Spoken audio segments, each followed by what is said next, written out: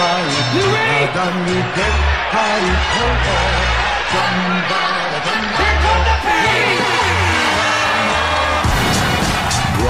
from a project studio that's more project than studio.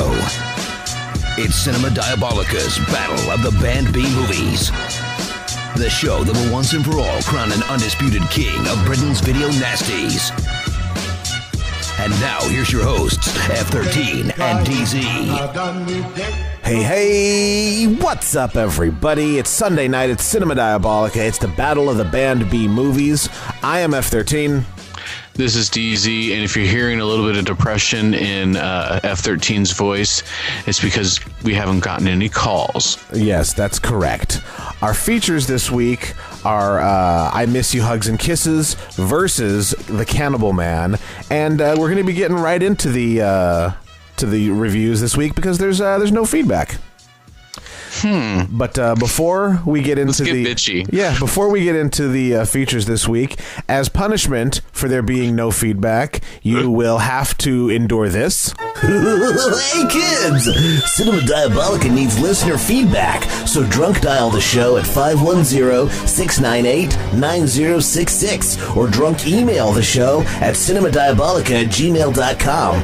Cause if you don't, you're gonna leave Dingles the Clown very disappointed, and he might have to show up in your dreams. All right, so that hurt me more than it hurt you. Just know that I don't get any joy out of punishing you guys like that. Fucking liar. Yeah, you're right. But, it's like family therapy. It's hard to get through, but once it's done, you feel good. I don't know where I'm going with this. So let's don't know where you're going. Let's just get going. Yeah, let's not bullshit anymore. We will be back with our first feature, which is I Miss You, Hugs and Kisses, after this. What do you consider to be unusual? Oh, I don't know. What do you recommend? You're listening to Cinema Diabolica. Have you ever had an Egyptian feast? Number 1 with a bullet. 2 months ago, Charles Crucian, millionaire husband of former model Magdalene Crucian, offered a $10,000 reward for information leading to the capture of his wife's murderer. Today, through a dramatic turn of events, Crucian himself has been charged with the brutal slaying of his wife, Magdalene Crucian, who was found bludgeoned to death in her home. Charles Crucian, her husband, was charged with the murder and later released on a $100,000 bond. Why would I want to kill her when, obviously, divorce is the sensible way out? All she is a money-grubbing little nothing. It's not 24, it's $27,000 with all the extras, you know. Goddamn little whore. I just don't give a shit. You were once the best friend of the accused. I planned to get a divorce. And then I would come over and we'd get married. Forte, how long have you known about the murder? Nothing to say. Wait, Paul. How long have you and Charles Crucian been lovers? I found myself thinking of ways of killing Magdalene. What? Yeah, how? Actually planning it. I miss you. All right, listen here, folks. I don't know if you can really call I Miss You, Hugs and Kisses so much a movie as it is a crime against humanity, and not in the video nasty way, more in the I'm going to fall asleep, this movie has given me narcolepsy way. This is your cure for narcolepsy, I think. So let's see. Hailing in this corner, hailing from 1978, weighing in at 88 minutes, we've got I Miss You, Hugs and Kisses, a.k.a. Drop Dead Dearest, a.k.a. What was the one that you thought was good? Well, Drop Dead Dearest was the good one, but Left 4 Dead was the what? Right, yeah, Left 4 Dead. Well, I don't understand. That's not what It's not a video game. Right, it really isn't. Our IMDb style synopsis says, a woman is murdered and her millionaire husband is accused. But is he guilty? What do you think, DZ? Was he guilty? With as many red herrings as it tried to shove up your ass in this movie, I'm going to say, yeah, fuck it, he's guilty. So basically, the whole idea about this movie is it's a courtroom drama for the most part, wherein the film starts off with, the courtroom, the trial's happening, and then it kind of goes back and shows how they got there, or at least the person who's speaking their version of the story. So it's like if Rashomon wasn't good, it would be like this. This is the terrible Rashomon. It's like it has to be made just to have a counterpoint. Mm-hmm. It's like Poopamon. That's what we can call this. You got to collect them all. Mm-hmm. Yeah, and believe you me, I have. I definitely have. Yeah, the title credits are kind of a giveaway that it might have been intended as a made-for-TV movie. And as things are playing out, it's like the violence is punched up to a degree to where it doesn't even fit with everything else that's going on in the film, as these flashbacks are trying to basically tell the tale of this relationship and spurned lovers and people being greedy and punishing the rich. I don't know if that was part of it, and then suddenly a daughter appears out of nowhere, which is like, that's the second movie in just so many months where a child just randomly appears. Oh, wait, you've had a kid this whole time? What the hell? Yeah, I know. It's like, what is this sequence? Right. Basically, there's a married couple. The man is wealthy. The woman is a gold digger, and they're basically trying to get someone to kill the other person. Yeah, and that's an intriguing, point in the movie, but the way it plays out, it's like, yeah, that wasn't handled very well. No, it really wasn't. It was kind of awkward and stumbling the way they introduced it. Oh yeah, there's really there's no straight footing on this one. It's just all stumbling. Yeah, it kind of is. Yeah, and at one point you're thinking some of this might have been masterminded, and it's like, yeah, it just doesn't lead anywhere. The payoff is just not good. No.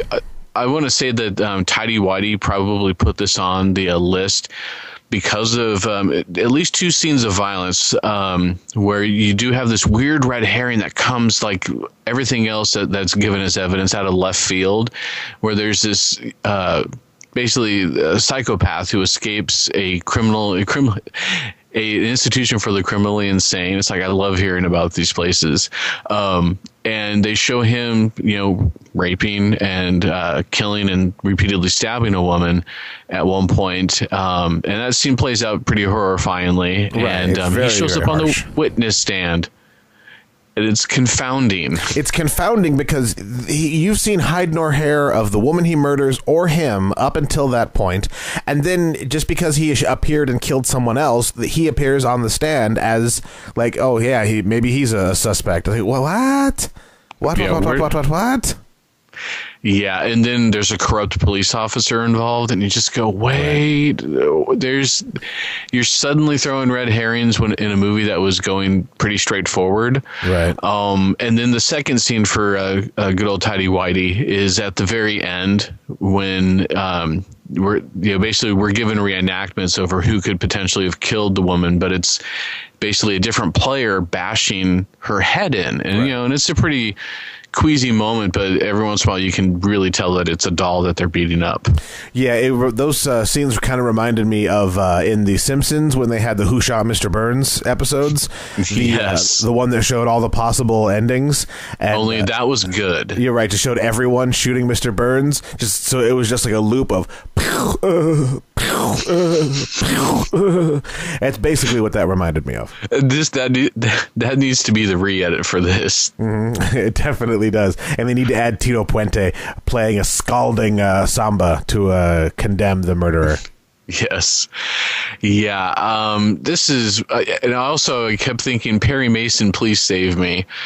This movie was just boring. It was. It really was, except for the fact that the gentleman who was on trial here had huge, what I call Murray glasses.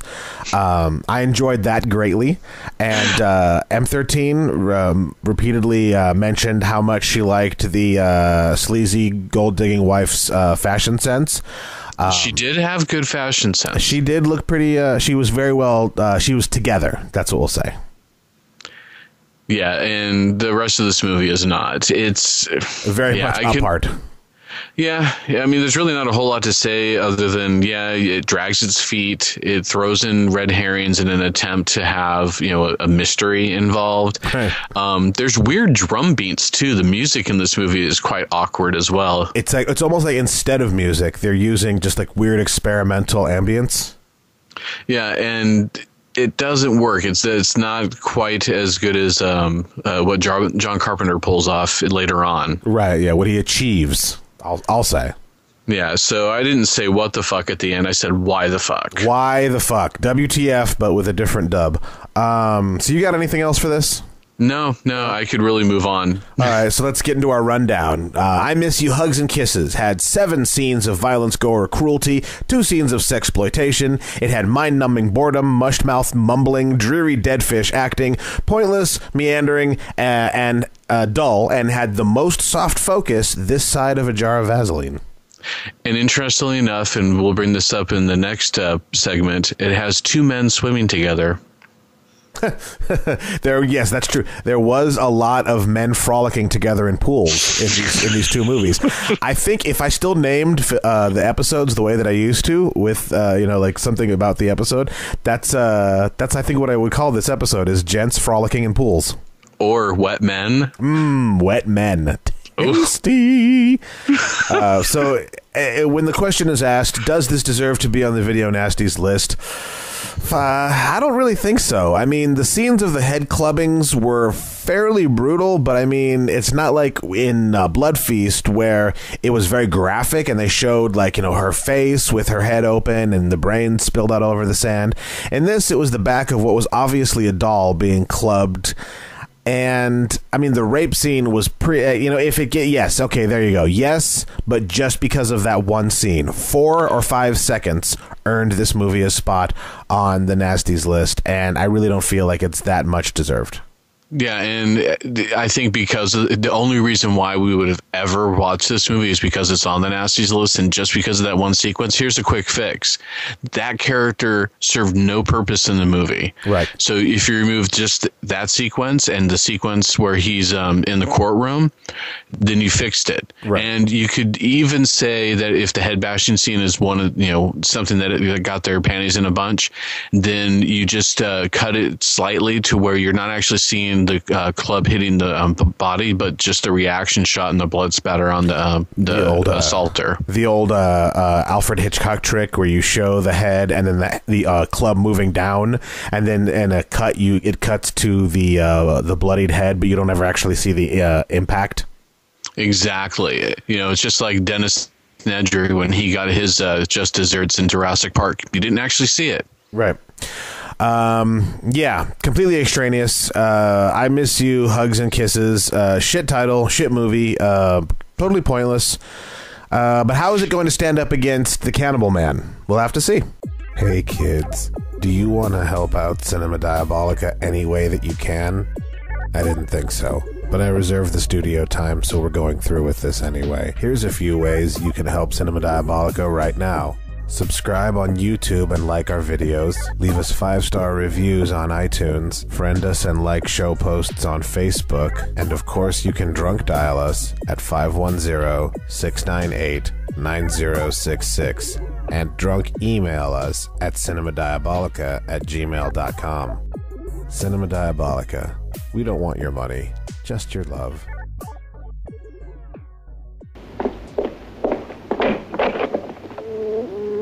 What strange, foreboding secret is within this room?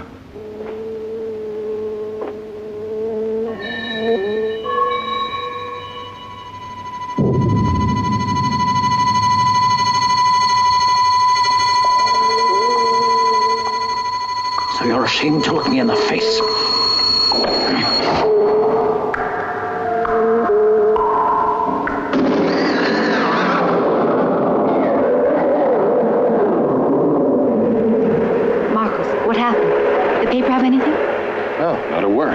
Did you read it all? Well, there was something. The man died. His picture's in the paper. What lures the innocent into the death room?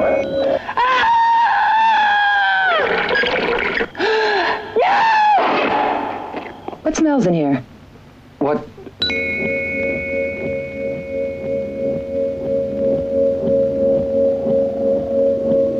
Please excuse me. I want you to suspect that I could... What do you mean? Suspect.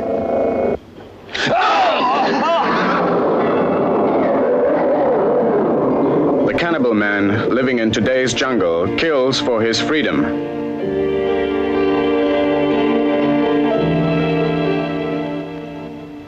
Discover his unique way of disposing of the bodies.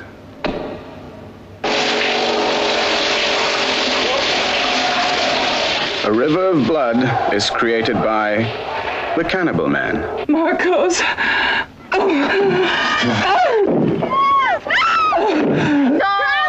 Does this man discover the dark secrets of the Cannibal Man?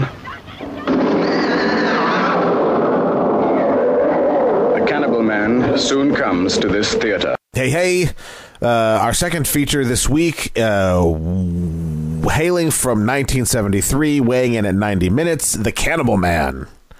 Technically. Actually, this movie is not... it's not actually called Cannibal Man. Do you have written down what it is there, DZ? Yeah, what is it? La Semana del Asesino? Week of the Killer. Week of the Killer. And the thing here, spoiler alerts, there is no cannibalism in this movie. No, there's near cannibalism, but no actual cannibalism. No actual cannibalism in this movie. This movie was misrepresented. Yeah, as a lot of these on the Nasties list were. This is misrepresented to to titillate, to enhance the shock value. It is not The Cannibal Man at all. It's a Spanish film. It is called Week of the Killer, and it was really surprising. I was really surprised by it. Yeah, the reason, actually, the core reason why it got on the Nasties list is because the VHS cover was of one particular kill sequence, which is extremely graphic. It is the most graphic sequence, and it was kind of lifted for use in Friday the 13th one. It involves an axe to the face, and that's on the cover, and I could understand. Yeah, that's bloody, and the fact that they titled it Cannibal Man, so it tries to inform you that there's even worse than this scene on the cover. Right.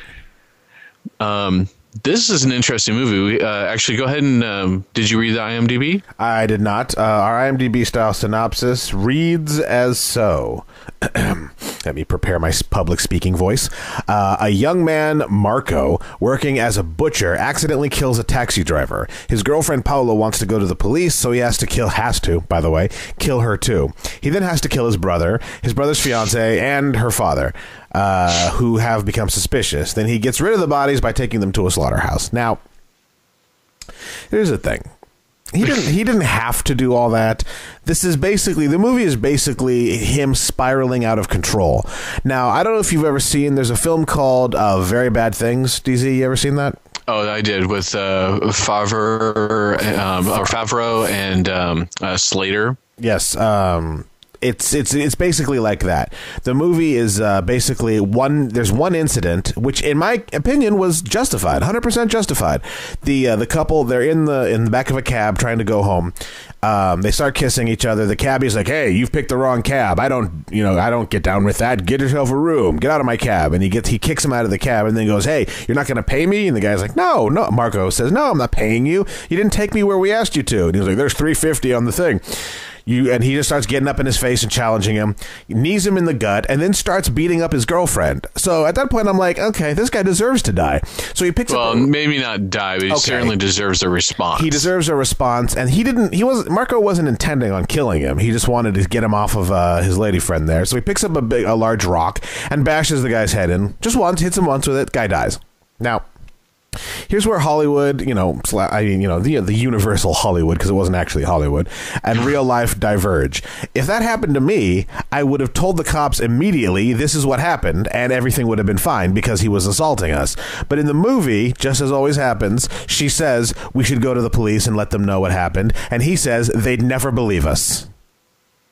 There's a sense of classism, which I think is part of where he's coming from. There definitely is. I mean, this is Franco's Spain, so it is fascist Spain. This is Spain under General Franco, and you do see a scene where the cops come around and harass him. I feel like it would have been better if they had established that earlier on. There are definitely some threads that they touch upon, but yeah, they don't expand so that you get a kind of a better view of what this world is like. I mean, you see some of it visually in the fact that Marco lives in a dilapidated home, and it's separate from this high-rise apartment that is nearby. Right. You know, showing like very starkly that he is poor. And there's also established early on that his girlfriend is interested in getting married, but she's on the other side of the tracks. Right. And unless he can basically advance, there's going to be no future for them. Well, that's the thing is he didn't really seem like he wanted to get married. She kept talking about marriage, and he was just like, yeah, no, totally. We'll get married. I really got that this is a metamorphosis. This film was a metamorphosis for Marco. He's living in a world and a life that he hates and that isn't him. He is like being like pushed into, like, he works a job that he hates. He feels like he's being pushed into a marriage that's expected of him that he doesn't want. And he, through his own means, he slaughters the oppressors and is able to kind of metamorphosize. He's able to exit his chrysalis as, you know, like someone that he's happy with, because, you know, we went over that already. He goes along and kills anybody that gets too close to the situation, including his brother. But along the way, he meets what was his name? Not Nando, such as an N, whatever, doesn't matter. He meets a gentleman who lives in a fancy high-rise, rich guy, a fancy high-rise. Now, they never explicitly come out and say any of this, but it's very strongly implied that the guy that he meets is gay, and that he ends up hanging out a lot with him, and he, like, you know, this movie also had frolicking in a pool. Which was a really interesting turning point. That is the scene where Marco kind of is like transitioning. Right. This movie really is a big homosexual metaphor. Right. It really is the chrysalis of Marcos coming out of not just the closet, but his own shell, where he didn't know anything about himself, and he's discovering all these things about himself, and he's kind of, while on the one hand, yes, he is neck deep in corpses, but he's doing everything that he can to get away from his old life and kind of assume this new life, kind of be who he inside feels like he is. Yeah, and Nestor is the person who is also a peeping Tom, but aside from that, he is the person who kind of is like his spirit guide, basically, in a way. Right. I mean, if you really try to... It's really easy to actually kind of layer on certain metaphors to this movie because I really think that's what he was intending. But at the same time, he doesn't, you know, the director didn't, like, I don't know, fully realize all of it. I mean, right. Every time you start I to actually feel like really honestly dug this movie. I liked it a lot. Right. I liked it a lot too. I felt like it was too long, or at the very least, if it was going to be that long, there should have been a little more packed into it, because it feels like every time that he starts to explore the metaphor, he then does something that grounds it in reality, you know what I mean, and the profane a little bit too much. Yeah. It's interesting too that realistically, if everybody had just left him alone, they would have been fine, but they just kept kind of like the dogs. Then I just love the scenes where the dogs are showing up at his front door, and more are showing up, and that just means things are getting worse. And, you know, to people, it just, you know, stop trying to essentially scratch, you know, at this character. They would have survived. And there's one of the most amazing scenes is where he's sitting there and the door to the room, because he's basically keeping these bodies in his room. This is where he sleeps. It's odd. And it's banging while he's sitting there, and it just becomes a more frustrating scene. Right. And it kind of reminded me of Feed Me Seymour, you know, as in Little Shop of Horrors. Yeah. Where you've got this monkey on your back, and the way that they shot some of these sequences, it's like it clearly demonstrated just you know, how out of control and just how tense things were getting. It's I was actually totally bought into this movie, you know, even warts and all. Yes, as did I.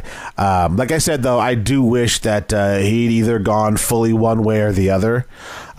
It was like you know what, the best way I can describe this movie with everything about it, it's like a giallo that was not a mystery.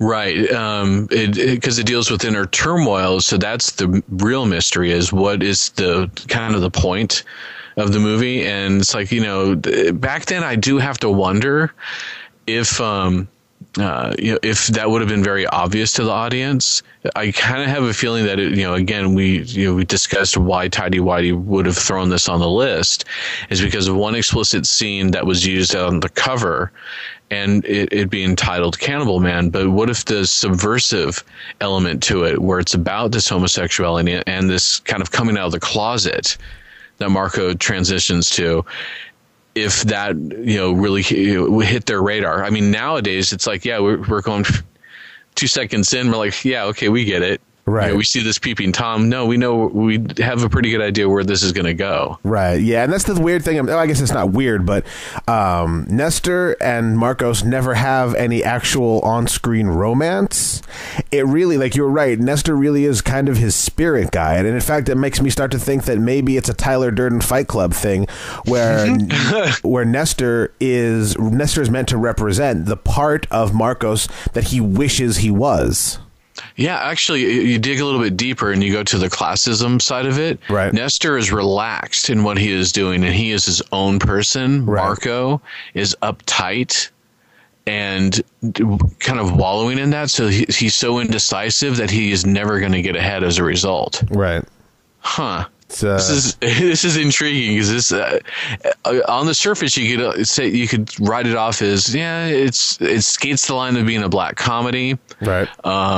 And it in the ending is anticlimactic. I want to add it skates the line of being a black comedy, but not in that there's any humor in it. It's the absurdity that skates the line of making it being a black comedy. I just wanted to add that. Sorry, go ahead. Oh no, you're. That's perfectly cromulent. Right. For the uninitiated that may be listening, there is no humor in this movie. It's the absurdity of the whole thing that makes it kind of start to fit into that black comedy category. Right. And the ending is anticlimactic, but it actually makes sense because that's the final key. Right. Well, that's exactly what I thought. When I saw this, I was like, oh, okay. The movie goes to its only possible conclusion. Yeah, and just the Nestor character is so easy to really like. Actually, I liked both leads. Actually, I keep pulling back. I liked pretty much every actor in this movie, even if they were just in it for a moment. I mean, I liked the Rosa character. Yeah, the acting is, it's good considering, this is a movie with no budget and the time period and the placement and all that, and like where it was made. Like, yeah, the acting is pretty good. It's decent enough. The music is phenomenal. I'm trying to get a hold of. What's really weird? The song for this movie. That's the music that I'm using for the outro of the show. Sweet. The theme song, and I was like, oh shit, I didn't even realize that was from this movie. But I cannot for the life of me find that. It does not look like there was an American or any kind of release of the soundtrack. You might have to talk to some of our friends in non-America. Another point too, and we brought this up over in our discussion of I Miss You, Hugs and Kisses, where the way that they use sound was really odd. In this one, there's really good moments where they're using the sound of a clock, and they're using these other weird little keynote sounds when it's like it starts off and it warns you something is about to happen, and it's so subtle and it's so freaking good. The more I think about it, this is a rewatchable movie, I think, for some of just the quirkiness of it. And those really the are subversiveness. Those are the best movies when you don't realize how much you liked it.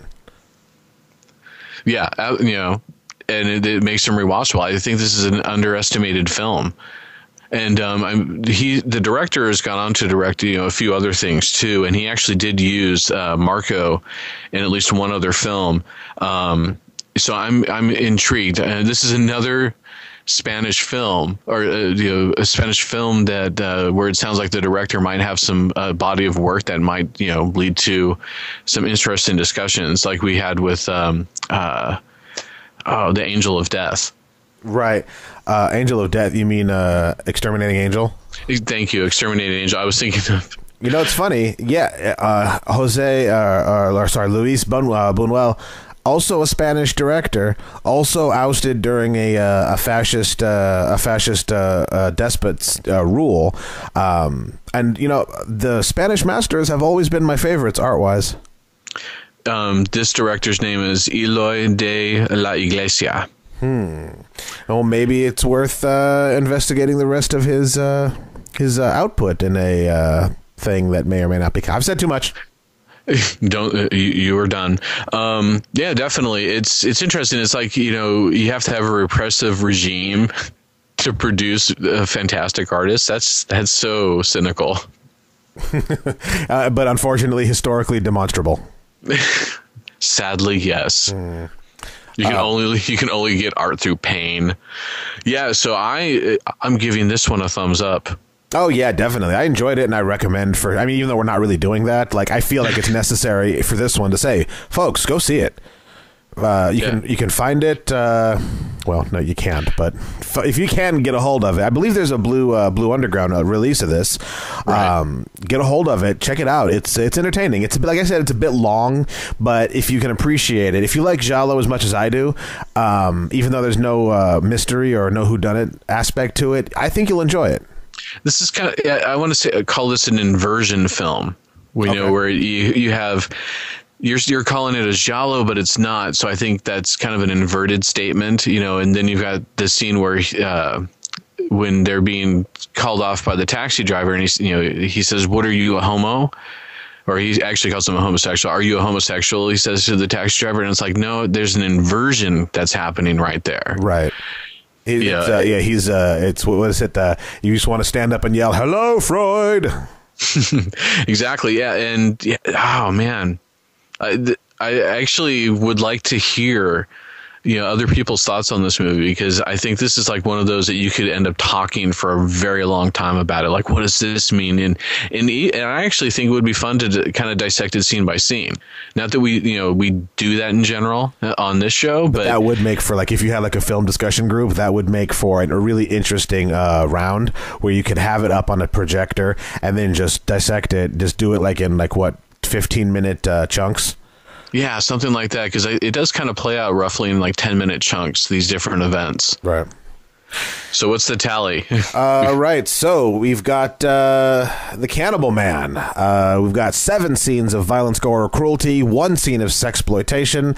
We've got frolicking, mass murder, greasy people, many, many metaphors, and the most homosexual self-exploration this side of Nightmare on Elm Street 2. Always got to go with Freddy's Revenge. And how. So the question comes, does this film deserve to be on the Nasties list? No, really it doesn't. No, that's definitive as well. No, it definitely does not. There was not enough extremity in any single aspect that would have made other films deserve a spot on the list. And I'm going to say this one does not. It's not graphic enough, with the exception of the one scene with the hatchet to the face. But again, you don't see the hatchet to the face. You see him swing it, and then you see the aftermath of it. But the entire film would have to hinge on that one scene. Yeah, actually, the lead up to that scene is pretty gruesome too, because the character doesn't realize what he's seeing in the bed. Right. He's like talking to his daughter as if she was alive. "You can't show me your face, you bastard," to his brother. And yeah. Just real quick, because I love certain old words, especially when they pop up unexpectedly. When the brother shows up, he asks if he can leave his truck, which is broken down near this restaurant, and he says, "Is it all right if I leave my jalopy here?" Nice. Love it. My jaunty jalopy. So yeah, we just need to get an old car and do that, tour of the United States. That'll never happen, and we'll paint on the side of it because it'll just be an old piece of shit, and just call it jalopy. Right, and there'll be photographs of us, like, me driving it, holding my bowler on while my tie blows in the wind. Yes, we have to dress old-timey just to make it work. Mm-hmm. Just like in the images for the show, which you would know if you listened to it, which you don't. I have. Yeah, in the past. You listened to our first episode 7 years ago. So the versus segment of the show or aspect of the show, it's really fucking hard to do this, but Cannibal Man is not Cannibal Man. It does not deserve a spot on the list, and the score is 1 less, and it is eliminated. I Miss You, Hugs and Kisses moves on, but as we've seen with the movie that so far I most want to rewatch Yeah. It is off the list. So far, my favorite movie of the battle is off of the battle and removed from because again, it's not about quality, it's about nastiness, and this one just ain't nasty enough. Yeah, so let's put another turd on the pile. All right, yeah, I Miss You, Hugs and Kisses is going to be moving on and will be eliminated immediately because it is pretty tame and not really out there. I mean, when you consider some of the things that it's going up against. I might have to reorder the list because I don't think I can do another bad one. So close. Well, we don't have to worry about that next week. Next week, folks, we've got a pretty big heavy hitter coming up. We've got Flesh for Frankenstein, Andy Warhol's Flesh for Frankenstein. Udo Kier. I am actually very, very excited to watch this. I think we've pretty much already figured out that we're going to enjoy the shit out of that one. So it's gonna be a tough sell to convince me that one's not a riot. Paired with Human Experiments. Which just the title alone, I think, is probably why it's on the list. But hey, we'll wait and see. Let's see. Coming up, a couple coming out. We've got Inferno, Tenebrae, Cannibal Apocalypse, Love Camp 7, Unhinged, Don't Go in the Woods Alone. A lot of really interesting titles. So we'll have to see. Short show this week. Well, you know, we said what we had to say. We did, and there was no feedback, so that first segment ended up being really short. So, folks, as a second punishment for not sending in any feedback, you're going to have to listen to this. Hey, kids! Cinema Diabolica needs listener feedback, so drunk dial the show at 510-698-9066, or drunk email the show at cinemadiabolica@gmail.com. Because if you don't, you're going to leave Dingles the Clown very disappointed, and he might have to show up in your dreams. And that basically is going to wrap up the show. I'm F13. Are you going to do it extra bitchy? And this is DZ. And we will see you next week.